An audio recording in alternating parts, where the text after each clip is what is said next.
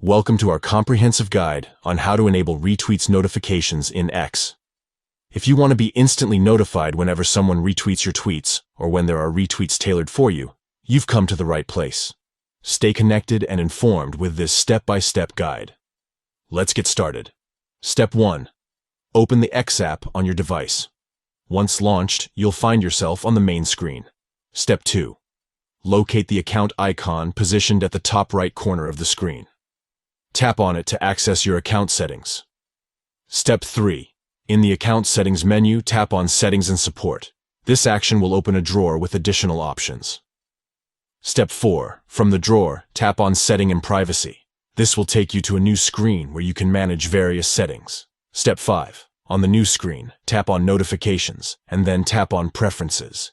This is where you can customize your notification preferences. Step 6. Look for and tap on Push Notifications. By selecting this option, you can manage the push notifications sent by X.